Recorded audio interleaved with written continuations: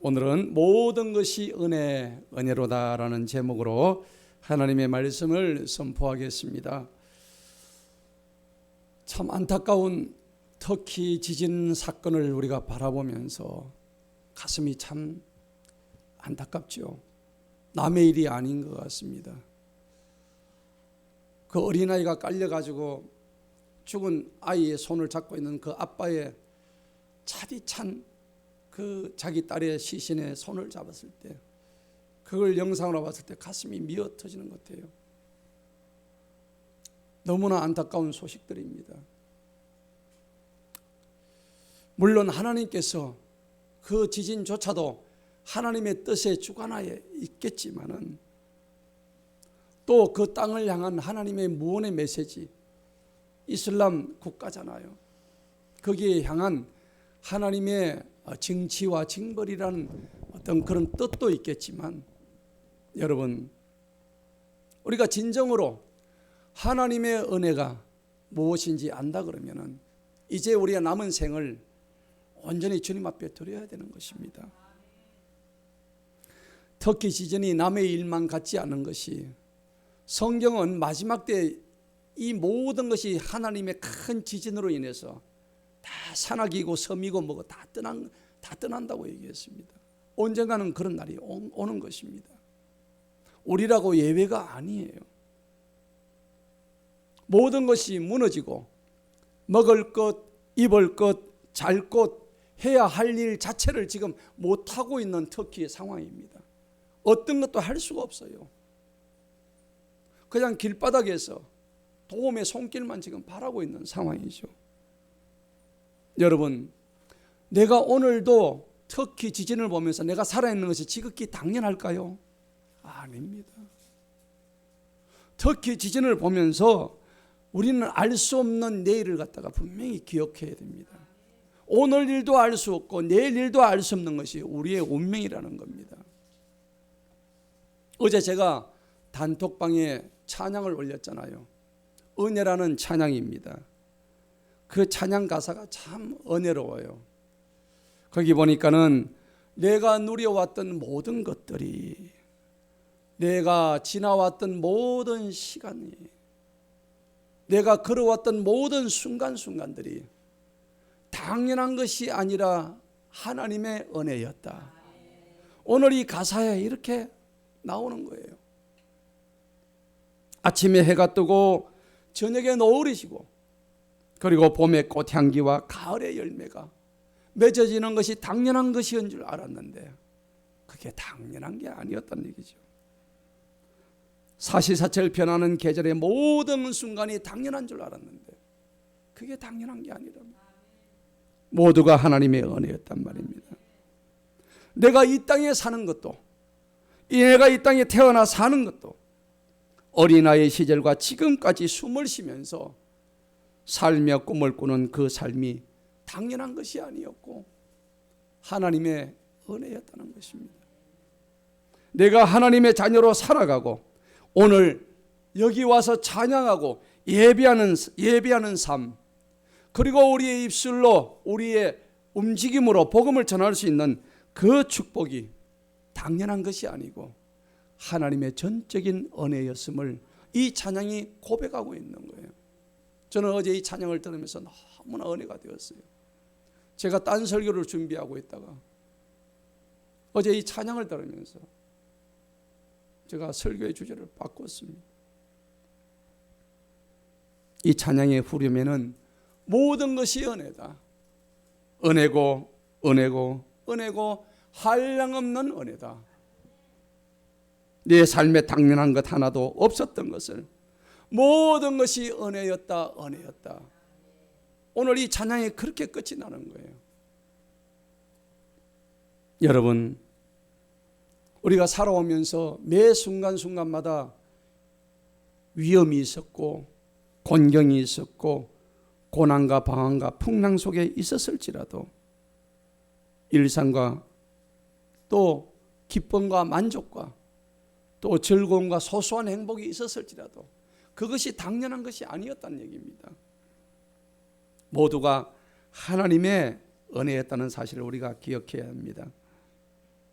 우리가 흔히 목사님이 설교를 마치고 나면은 우리 그러잖아요. 목사님 설교에 은혜 많이 받았습니다 하는데 참 좋은 말이죠. 아유, 목사님 입장에서 기분이 좋아요. 그런데 한편 생각하면은 이게 또 사람을 즐겁게 하는 소리라고 또 생각이 들어요. 왜냐하면은 은혜를 받는다는 말 자체가 관용적으로 우리가 늘 쓰지만은 사실은 어찌 보면 잘못된 말이다. 왜? 설교의 은혜를 받는 것이 아니라 설교를 통해서 은혜를 깨달았다, 이렇게 우리가 하는 것이 맞는데, 목사가 은혜를 주는 사람이 아니잖아요. 그죠? 우리는 그런데 조그만 이제 이런 것들을 목사의 설교를 통해서 은혜 받았다, 이렇게 이제 우리가 표현하는데, 이거는 사람을 높이는 말이 된다는 얘기죠. 우리는 하나님을 높이는 사람이 되어야 됩니다. 그래서 은혜를 주시는 분은 목사가 아니고 오직 하나님이시라는 겁니다. 성경에 은혜라는 말이 많이 나오죠. 수백 번이 나와요. 맨 처음 은혜가 등장하는 것이 성경 창세기 6장에 처음 은혜라는 말이 등장을 하는데, 노아는 하나님 앞에서 은혜를 입었더라, 이렇게 기록이 되어 있어요. 그리고 신약 시대에 들어가면은 모든 서신서에 보면 주 그리스도의 은혜가 너희와 함께 있을지어다. 그리고 성경 맨 마지막 구절 요한계시록 22장 21절에 주 예수 그리스도의 뭐가요? 은혜가 너희와 영원토록 함께 있을지어다.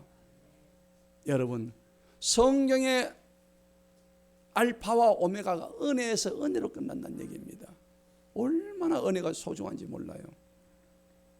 그렇기 때문에 앞으로 목사님이 설교하면 좀 바꿔주시기 바랍니다. 은혜 받았습니다 더 좋지만은 그거보다 목사님 오늘 목사님 설교 말씀에 감동받았습니다 하는 게 좀 낫겠죠. 예, 맞죠? 목사가 은혜 줄 수 없습니다. 그건 하나님을 대적하는 소리일 수 있습니다. 그래서 여러분들이 꼭 그렇게 근데 그 감동받았습니다를 바라는 목사도 문제가 있어요. 그죠? 예, 그걸 자꾸 바라서도 안 돼요. 그런데 또 분명한 게 있어요. 감동을 받았는데 평생 감동받았다 한 번도 표시하지 않는 사람도 있어요. 그거 더 문제야. 예. 여러분, 감동받았을 때는 하나님의 은혜는 어떻게 하는 거예요? 나누는 거예요. 맞죠? 예. 그렇기 때문에 안 하는 것도 문제란 말이에요. 내가 왜 감동을 받았는지 그것을 나누란 얘기입니다. 나눌 때 그게 진짜 하나님의 은혜가 임하는 거예요.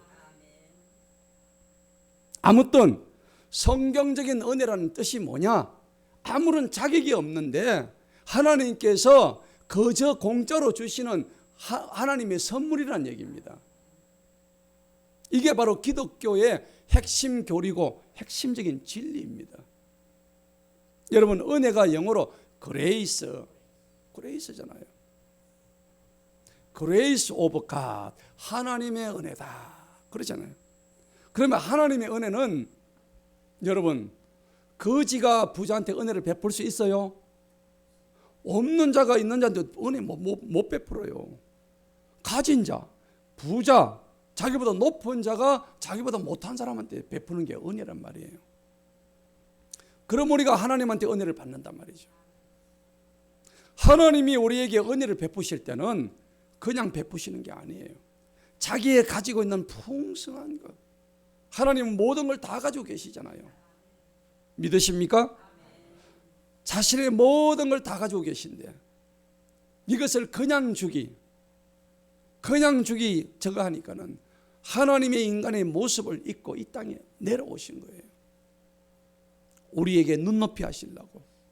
그래서 그냥 주신 게 아니라 자기 희생, 자기 고난, 자기 헌신, 이것을 통해서 우리에게 하나님의 놀라운 사랑과 은혜를 선물로 주셨다는 겁니다. 그렇기 때문에 예수 그리스도의 십자가 고난 없이 우리에게 하나님의 은혜가 주어질 수 없다는 겁니다. 그분의 희생으로 우리가 아무것도 하지 아니하고 그저 공짜로 받는 것이 구원의 은혜의 선물이란 겁니다. 이걸 우리가 다 받았다는 거예요. 그런데 세상 종교는 어떨까요? 세상은 공덕을 쌓아야 합니다. 그 다음 자기가 선행을 해야 합니다. 행위를 어떻게 해야 구원받는다고 얘기하고 있는 거예요. 그런데 우리 기독교는 절대 그렇지 않습니다. 나의 어떤 행위도 아무 상관없는 거예요. 오히려 하나님은 그런 자를 가장 싫어하셔요. 여러분, 자신의 것을 양보하시면서 희생하시면서 헌신하시면서 우리에게 이렇게 은혜를 주시고자 하는 그 하나님의 사랑 앞에 무릎 꿇으시기 바랍니다. 그래서 우리 하나님은 너무 부자세요. 부자인데 우리한테 그 부자된 것을 주시기 위해서 자기 스스로가 가난을 택하셨어요. 그래서 고린도서 8장 9절에 이 말씀을 하십니다. 우리 주 예수 그리스도의 은혜를 알거니와 그분께서 부요하셨지만 너희를 위해서 가난하게 됐다고 성경이 말씀하고 있습니다. 자신의 가난함으로 말미암아서 너희를 부요하게 하려 하심이라. 고린도서 8장 9절의 말씀이에요. 여기서 부요란 것은 물질적인 돈, 경제적인 물질적인 것을 얘기하는 게 아니에요. 여기서 부요라는 것은 하나님 나라의 상속자가 되는 것을 의미하는 겁니다. 하나님의 본성에 참여하는 자를 의미하는 거예요. 그렇기 때문에 하나님의 은혜를 받는다는 것은 너무나 큰 깨달음인 것입니다. 여러분, 중세기에 때 보면은 15세기 때에 독일의 마르틴 루터 아시죠? 종교개혁가입니다. 이 사람은 원래 가톨릭 신부였습니다. 그 당시 중세만 하더라도 면죄부를 팔아먹으면서 그 면죄부로 해가지고 돈이 들어와가지고 신부들 배에, 교황부터 신부들 배에 기름이 잔뜩 끼었습니다. 하나님이 가장 싫어하시는 이단이잖아요. 그런데 어느 날 성경을 읽다가 이신칭의의 교리를 딱 봤습니다. 루터가 머리가 팡 깨어집니다. 그러면서 의인은 없나니 하나도 없다. 오직 믿음으로 구원받는다는 그러한 위대한 발견을 하게 됩니다. 하나님을 통해서 이루어지는 것이죠. 그래서 종교개혁이 루터로부터 시작되는 거예요. 그래서 5가지 솔라가 나오는 거예요. 그래서 헬라어로 솔라라는 것은 오직 이런 말입니다. 그래서 솔라 스크립처, 이 말씀이 스크립처는 말씀이란 얘기거든요. 마르틴 루터가 내거낸 종교개혁의 모토가 뭐냐? 오직 말씀, 오직 믿음, 오직 은혜, 오직 예수, 오직 하나님의 영광이다. 솔라 데오 그라치아. 여러분,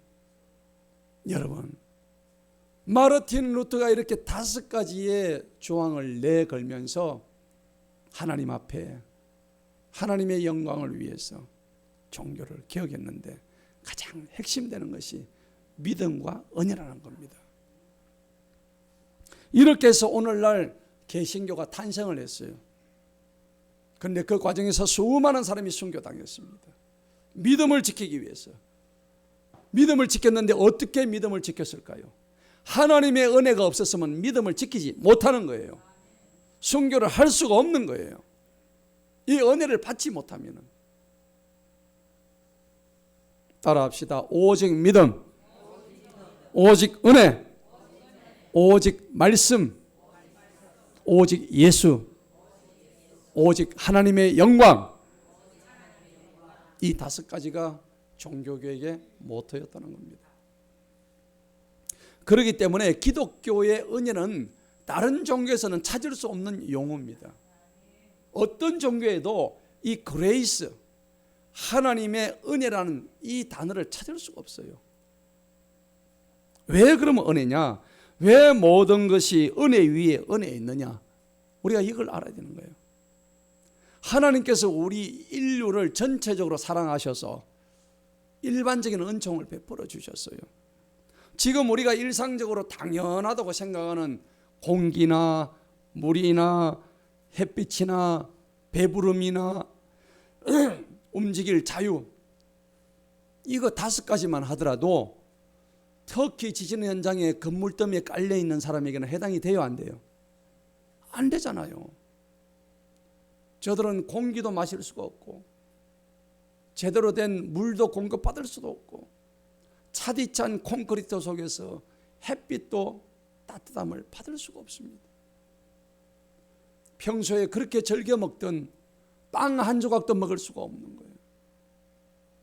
그리고 그렇게 자유롭게 돌아다니던 내 2다리가 지금 콘크리트 더미에 깔려가지고 움직일 자유조차 없는 거예요. 그런데 우리는 어떻습니까? 그런 것들을 망각하고 살아가는 거예요. 당연하다고 여기고 있는 거예요. 이 모든 것이 하나님의 은혜인 줄 믿습니다. 그러면은 왜 우리한테 이런 것들이 주어졌고 왜 은혜가 될 수 있을까요?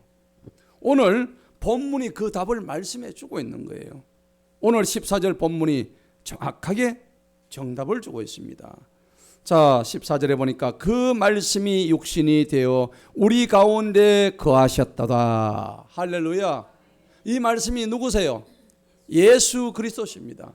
예수님께서 육신이 되셔서 사람의 모습으로 우리에게 나타나셔서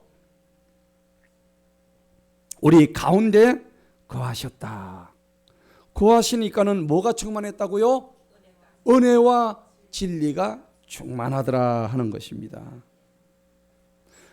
하나님의 말씀이 예수님이신데 그 예수님이 천상에 계시던 예수님이 이 땅에 내려오신 거예요.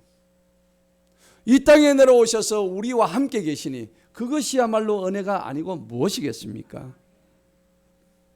그러니까 은혜와 예수님이 계신 곳에는 은혜가 있고 진리가 있는데 은혜와 진리가 충만하더라는 겁니다. 그런데 은혜면 은혜고 진리면 진리지 왜 은혜고 진리고 같이 한 세트로 되어 있느냐? 여러분, 이것은 은혜와 진리는 절대 분리할 수가 없습니다. 절대 분리해서는 안 되는 거예요. 나눌 수가 없는 거예요. 그런데 우리 신앙생활을 하다 보면요, 의외로 은혜와 진리를 나누는 사람이 있고 또 내 실생활 모습에서 은혜와 진리가 따로 노는 사람이 있다니까. 우리 공동체 안에서 볼 수 있잖아요.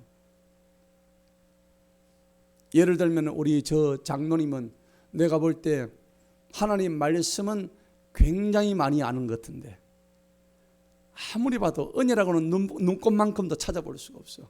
머릿속에 하나님 말씀은 지식은 잔뜩 들어있는데 은혜라고는 찾아볼 수 없는 거예요. 여러분, 그런 사람은 어떤지 압니까? 마치 잎사귀가 하나도 없는 앙상한 가지밖에 없는 나무밖에 안 돼요. 예수님은 그런 나무를 어떻게 하셨어요? 저주하셨습니다. 그렇기 때문에 진리와 은혜를 나눌 수가 없다니까요. 그런데 어떤 권사님은 보니까 은혜는 풍성한데 날마다 은혜가 넘치는데 알고 보니까 진리가 없어. 진리가 뭐예요? 말씀이잖아요. 하나님의 말씀이 그 속에 없는 거예요. 여러분, 이런 경우는 어떤 경우입니까? 진리가 바로 서야 되죠. 마치 건축하는데 건물의 기둥입니다. 기둥이 서야 집이 설 거 아닙니까? 기둥 없는 집과 똑같은 거예요. 안타까운 거예요. 목사들도 마찬가지예요. 말씀은 좋은데 은혜가 없는 목사, 은혜는 넘치는데 말씀이 없는 목사, 어느 것 다 꽝입니다. 여러분들 기도해 주셔요. 우리 목사님들, 우리 두 분 목사님을 위해서 은혜와 진리가 충만할 수 있도록 기도해 주시기 바랍니다. 오늘 15절에 보시기 바랍니다. 요한이 주님에 관하여 증언하여 외쳐 말하기를 내가 말한 바 내 뒤에 오시는 주님이 나보다 앞섰다. 이미 요한은 그분이 누군지를 아시는 거죠. 그분이 누구예요? 하나님이시라는 것을 이미 침례 요한이 알고 있다는 겁니다.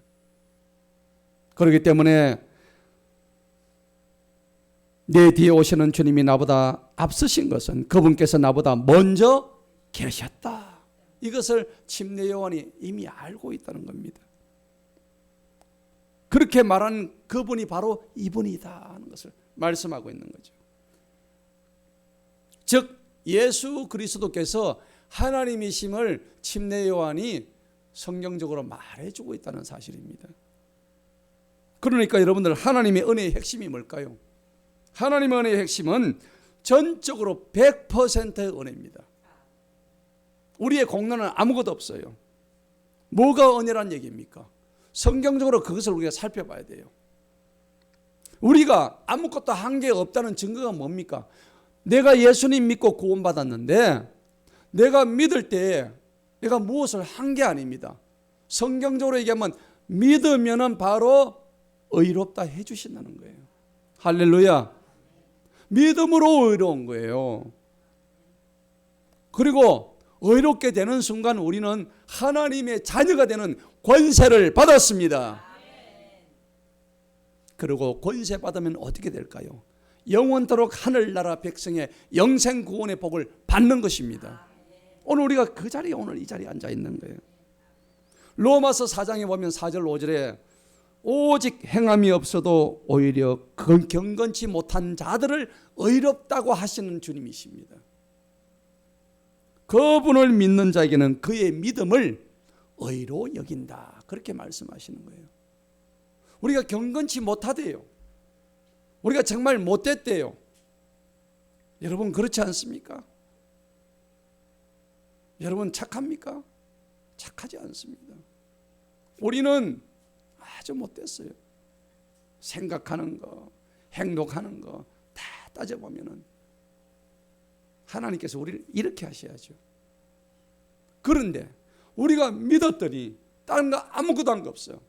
그냥 믿기만 했더니 우리를 어떻게 여긴다고? 의인으로 여긴다고. 이게 은혜의 선물이란 겁니다.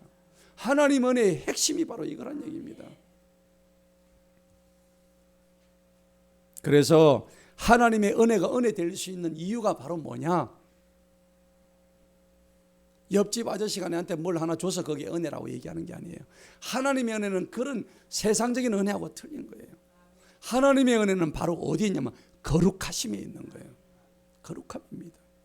그리고 우리가 찬송가 8장에 거룩 거룩 거룩 그 찬양이 있잖아요. 전능하신 주님이란 말이에요. 그래서 성경은 뭐라고 하냐? 내가 거룩하니 너희도 뭐라고? 거룩해라. 거룩해라. 거룩이 뭘까요? 그렇습니다.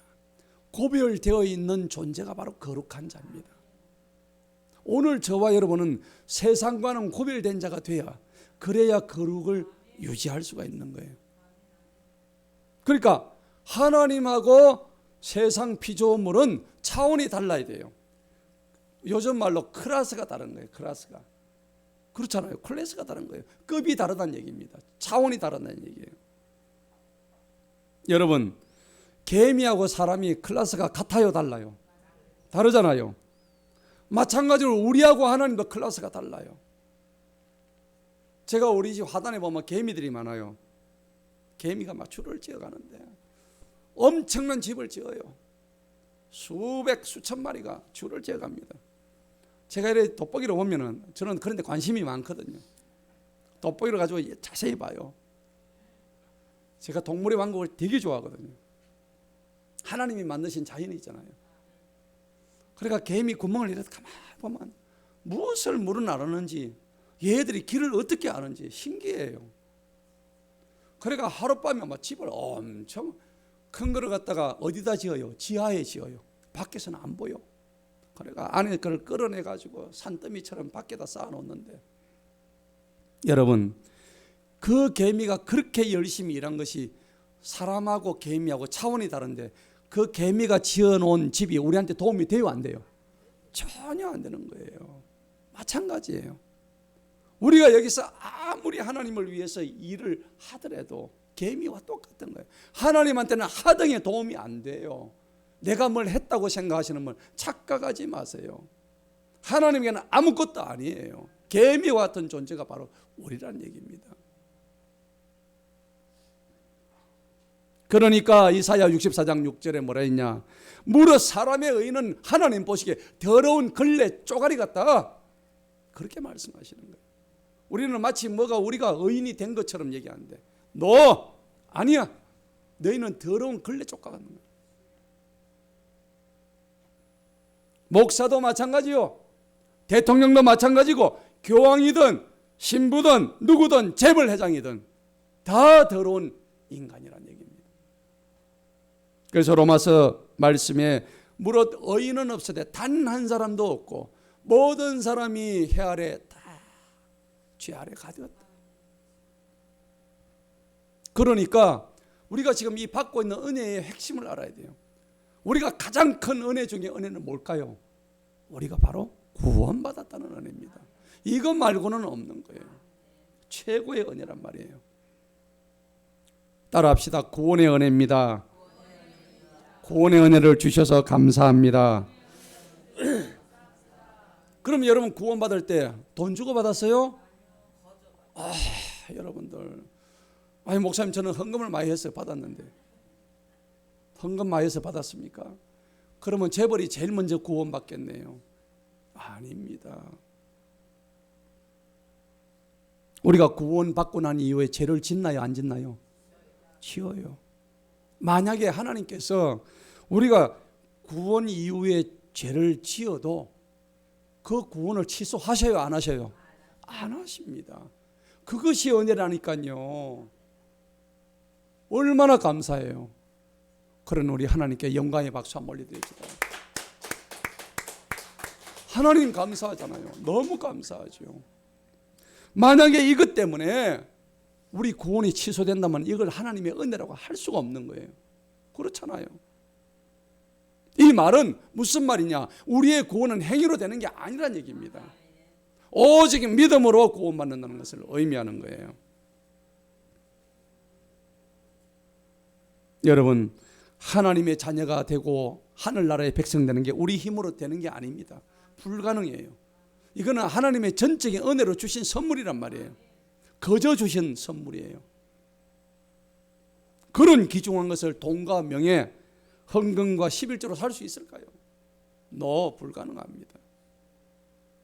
우리가 신앙생활하면서 하나님께 드리는 그것이 구원과 관계없습니다. 그럼 목사님 헌금은 뭔데요? 헌금은 내가 구원받은 거에 감사해서 드리는 일종의 향기로운 예물이란 말입니다. 헌금이 구원과 관계없어요. 착각하지 마세요. 그러면 교회 헌금과 11조는 왜 합니까? 구원에 감사해서 하나님께 자원해서 드리는 감사의 예물이란 말이에요.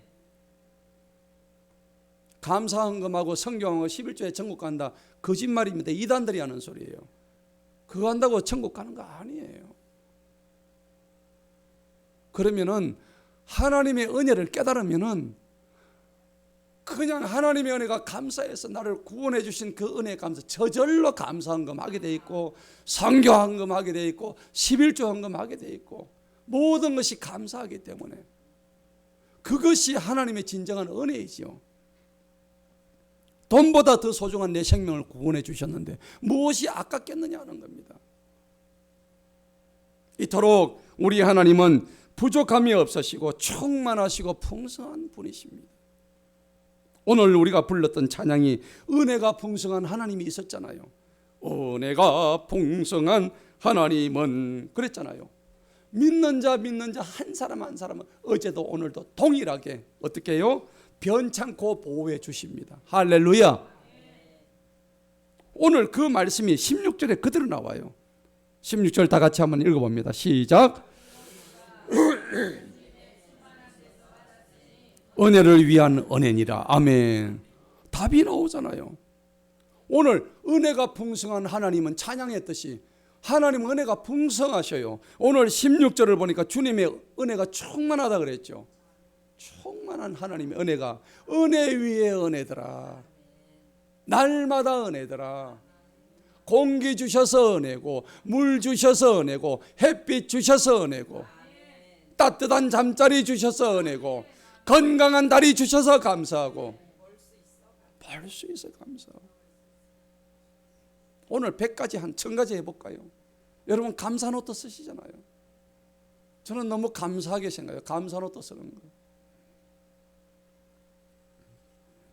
오늘 이 말씀을 통해서 우리는 깨달아야 됩니다. 여러분 그런데요, 말씀의 오늘 핵심이 이제 적용이 남았어요. 우리가 가장 중요한 이 은혜를 내 삶에 어떻게 적용할 것인가, 적용해야 되잖아요. 이 말씀을 아는 데서 끝나는 게 아니에요. 은혜 받기를 사모해야 되겠죠. 그럼 은혜 받으려면 내가 해야 할 일이 뭘까요? 여러분, 은혜 받은 자하고 은혜 안 받은 자하고 차이가 뭘까요? 뭐죠? 얼굴 보면 드러나요. 갑자기 얼굴들이 화색이 도네. 자, 은혜 받은 자는 얼굴이 따뜻해요. 그리고 풍성합니다. 은혜 받은 자는 기분이 좋아서 상대방한테 좋은 긍정적인 에너지를 줘요. 근데 은혜 받지 못한 자를 보면 얼굴이 냉랭해요. 차가워요. 가까이 다가가기가 불편해요. 까칠해요. 이게 은혜 받고 안 받고의 차이가 나오는데, 우리의 삶에 어떻게 적용을 해야 될까요? 오늘 제가 팁을 드립니다. 첫 번째, 내 힘을 빼야 합니다. 따라합시다. 힘을 뺍시다. 지금도 보니까 눈에 힘이 잔뜩 들어가 있어요. 얼굴 근육에 힘이 잔뜩 들어가 있어. 아닙니다. 여러분, 내가 망하는 이유가 뭘까요? 옆집 아저씨 때문에 망합니까? 아니에요. 내가 내 때문에 망해. 자기 때문에 자기가 망한다니까. 여러분, 운동 경기의 기본이 뭐예요? 힘 빼기 아닌가요? 제가 기타를 이렇게 쳐보면은 힘이 잔뜩 들어서 이 반주가 안 돼. 피아노도 마찬가지 아닌가요? 피아노도 손가락이 놀아야지요. 아주 부드럽게 힘을 빼야 돼요. 축구하는데 발에 힘을 빼야 손흥민처럼 바나나킥이 들어가는 거예요. 힘을 너무 주면 골대 밖으로 다 나가버리는 거야. 유도도 마찬가지, 수영도 마찬가지. 모든 운동의 기본은 힘을 빼는 거예요. 따라합시다. 힘을 뺍시다. 눈에도 힘을 빼시고 어깨에도 힘을 빼시고 모든 힘을 다 빼야 되는 거예요. 이게 무슨 말이냐? 자기 생각을 제거하라는 얘기입니다. 내 고집을 버리라는 얘기입니다. 그것이 너무 강하니까 내 안에 하나님이 들어올 자리가 없는 거예요. 여러분 어떻게 생각하세요? 여러분 안에 지금 하나님이 계십니까? 하나님 들어올 자리가 있나요?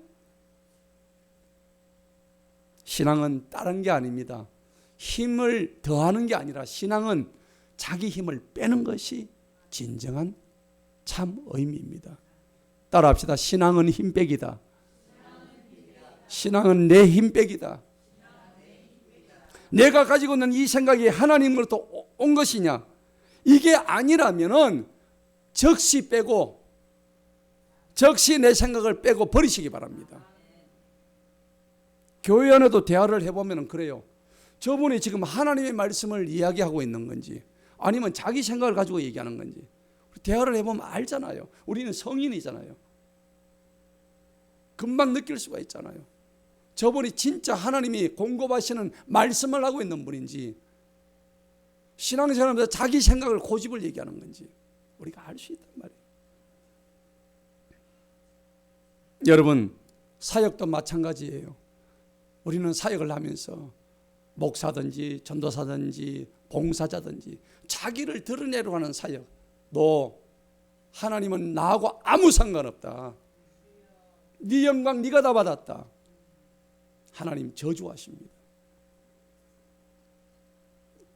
제가 좋아하는 시가 하나 있어요. 여러분 고은이라는 시인 아시죠? 그 시인이 억수로 짧은 시가 하나 있어요. 그 꽃이 뭐냐면은 제목인데 제목이 그 꽃이에요. 뭐라고 되어 있냐니까 올라갈 때 못 본 그 꽃, 내려올 때 보았네. 이게 다예요. 저는 얼마나 그 시를 보고 감동을 받았는지 몰라요. 산에 올라갈 때는 그 꽃을 못 봤어. 내려오는데 그 꽃을 자기가 본 거예요. 여러분, 저는 그 시를 보면서 너무 감동을 받았어요. 사람이 크고자 하는 마음이 있을 때는 눈에 뵈는 게 없어요. 맞죠? 자기를 높이고자 할 때는 눈에 보이지 않아요. 근데 하나님이 낮추시면은 그때서 자기 허물이 다 보이는 거예요. 그래서 그분이 예수 믿는 분도 아닌데, 여러분, 내려감, 낮아짐, 겸손의 왕이 누구십니까? 예수님이십니다. 예수님의 겸손은 십자가 고난을 통해서 극명하게 드러나요. 여러분, 예수님의 십자가 고난을 통해서 우리가 배워야 합니다. 두 번째는 어떤 단계냐? 믿음을 점검해야 되는 거예요. 따라합시다. 믿음을 점검합시다. 자기 자신의 믿음을 점검해 보세요. 정말 나에게 진짜 믿음이 있는지 한번 스스로 반문해 보세요. 제가 지난주에도 얘기했지만 여러분들 앞에 지금 후미에를 놓고 일본의 후미에를 앞에 놓고 총을 갖다 대고 예수님을 부인하겠느냐, 예수님을 인정하겠는가. 우리가 예배 마치고 건총을 하나 갖다 놓고 여 문 밖에다가 후미에를 하나 갖다 놓고 한번 해볼까요? 실제 공산당들이 그렇게 했다니까요. 제암리에 여러분들 그 교회 화재 사건 알죠? 신자들 불태워 죽였던 그 사건이 뭡니까? 그게 한국의 후미의 사건이에요.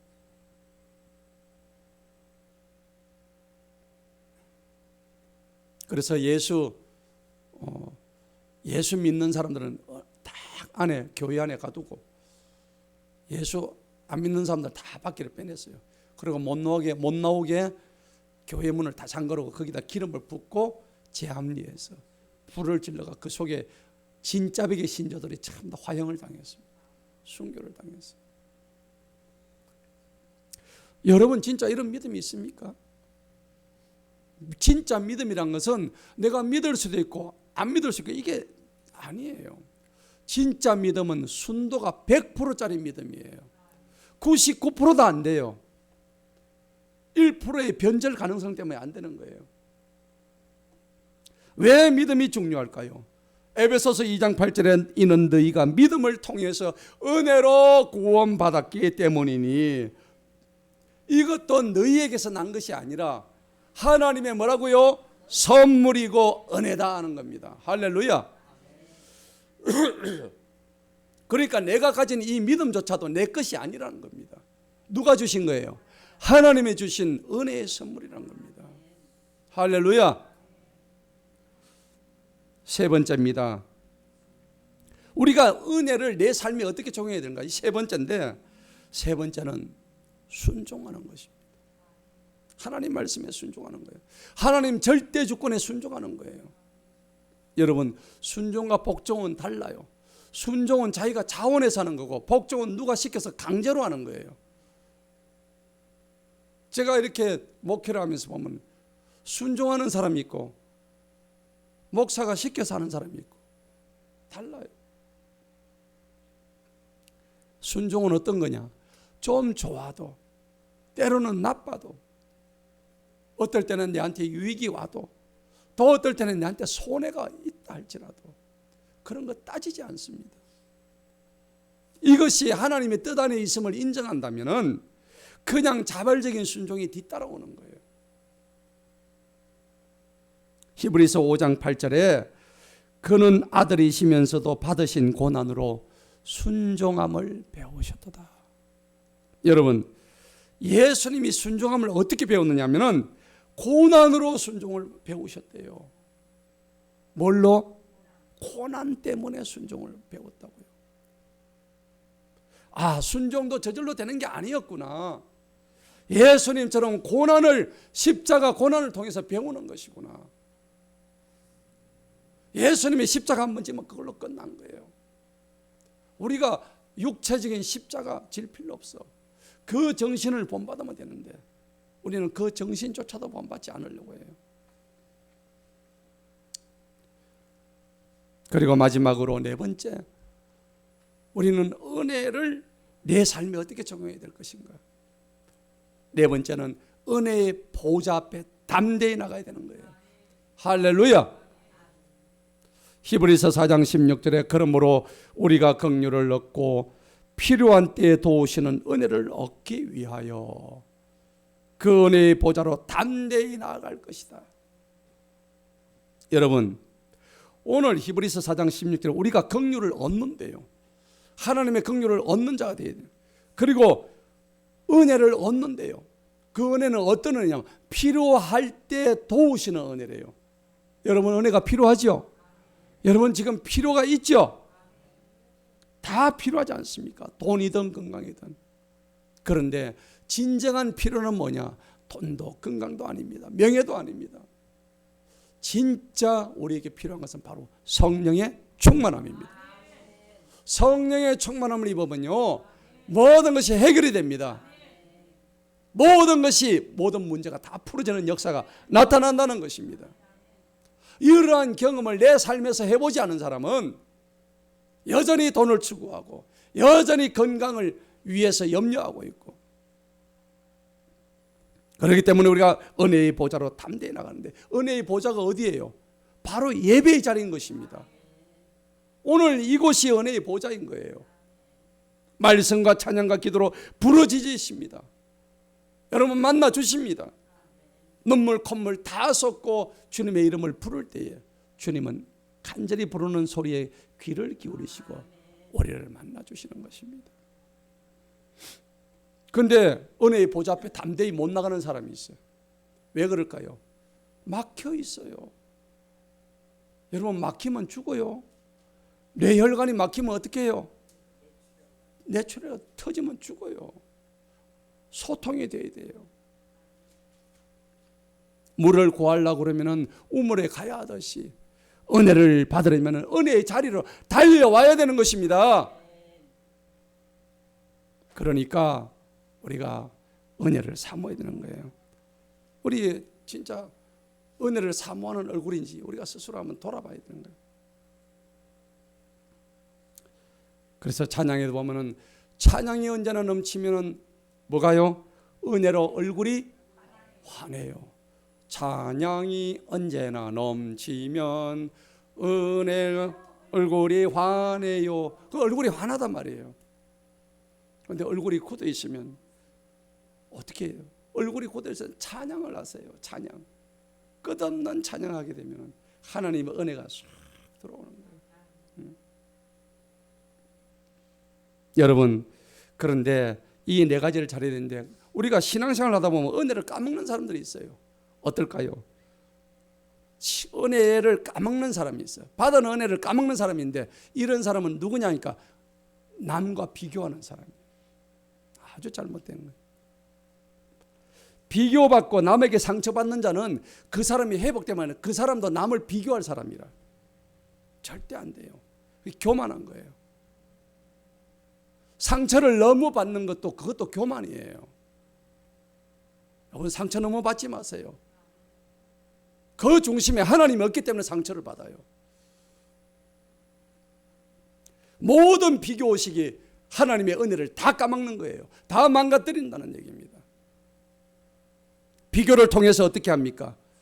불만이 들어와요. 불평이 나갑니다. 내 입에서 저주가 나가고요, 비난하고 미워하고 원망하고 시기하고 질투가 내 입에서 다 나가는 거예요. 왜 비교하십니까? 마귀짓입니다. 여러분, 목사들도 그래요. 목사들도 보면은 어떤 교회 가면은 담임 목사가 부목사가 설교하는데 너무 잘하면은요, 강단에 안 세운다대요. 내 쫓아보고. 이거 비교하는 의식이잖아요. 하나님하고 아무 상관없습니다. 잘못된 거예요. 하나님의 은혜를 값싼 싸구려 은혜로 말아먹는 행위가 강단에서 이루어진 게 우리 한국교회, 또 우리 넘기지 못할 현실입니다. 예를 들어서 우리 교회 반주도 마찬가지예요. 반주도 뭐 여러 사람이 있지만은 반주의 목적이 딱 하나밖에 없어요. 하나님을 찬양하는 데 있단 말이에요. 하나님 완전히 찬양하는 데 말이에요. 그러면 반주는 그냥 악기로서 하나님이 찬양하는 데 도와주는 도구일 뿐이에요. 반주자끼리 반주를 비교해서 내가 더 잘하는데 내가 못하는데 이런 비교하는 마음 들어가는 순간 마귀가 역사하는 거예요. 하나님이 안 기뻐하십니다. 그러니까 우리가 반주를 할 때 보면은 하나님의 은혜보다도 자기 실력을 앞세우는 안 됩니다. 하나님은 원치 않습니다. 내 실력이 중요한 게 아니에요. 내 실력이 없어도 하나님의 은혜라면 하나님 더 기뻐하신다는 얘기예요. 그러니까 반주를 할 때 하나님 입장에서 한번 생각해 보세요. 그리고 예배를 인도하는 인도자 입장에서 생각해 보고 반주할 때 회중의 입장에서 이 세 가지를 다시 한번 생각해 봐야 된다. 오직 하나님만 예배해야 됨에도 불구하고 인간적인 생각들은 그 반주는 꽝이에요. 안 돼요. 그리고 예배 인도자의 입장에서 보자면은 여러분 우리가 오케스트라 지휘할 때 지휘자의 눈을 다 쳐다보죠. 맞죠? 그러면은 예배도 마찬가지예요. 반주가 중요한 게 아니에요.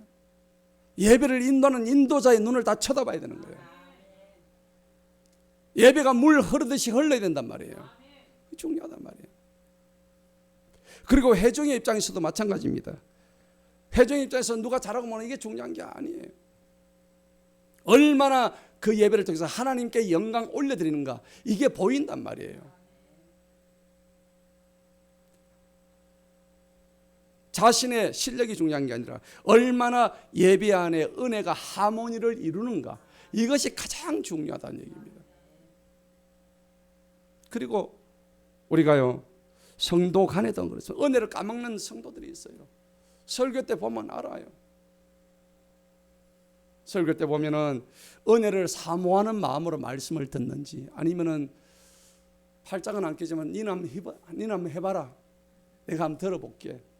이러는 분이 있고 아니에요. 여러분 남하고 비교하니까요 상처투성이에요. 우리가 정신이 혼미해져요. 그런데 주님은 뭐라고 하셨습니까?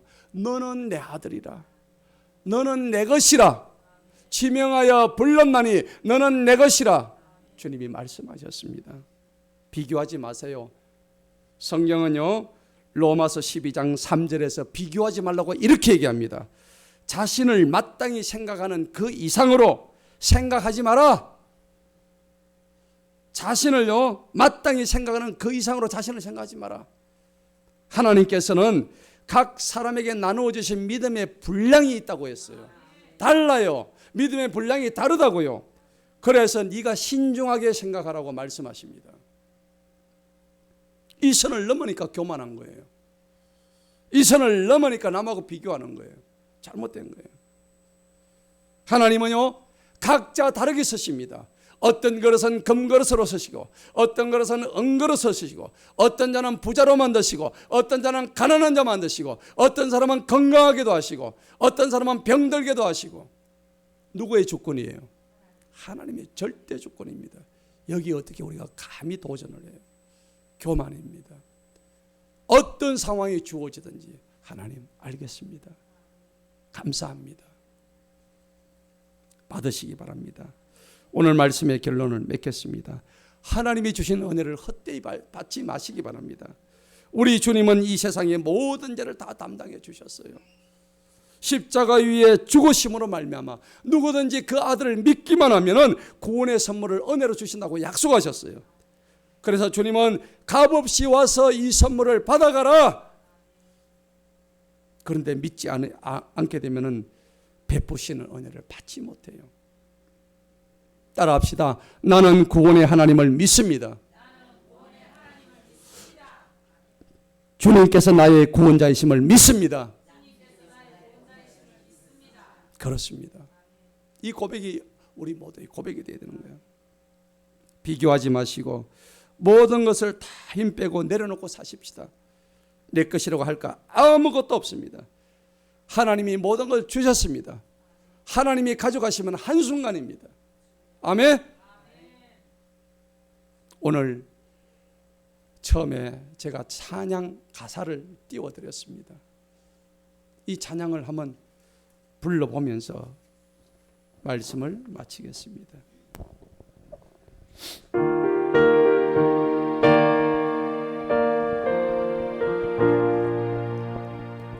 내가 누려왔던 모든 것들이,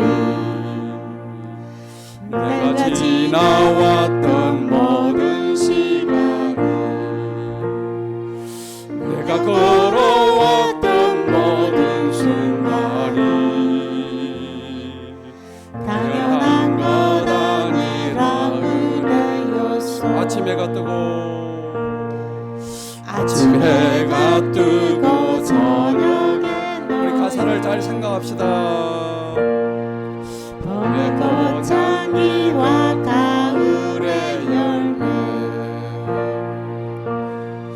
변하는 계절의 모든 순간이 당연한 것 아니라 은혜였어. 모든 것이 은혜, 모든 것이 은혜,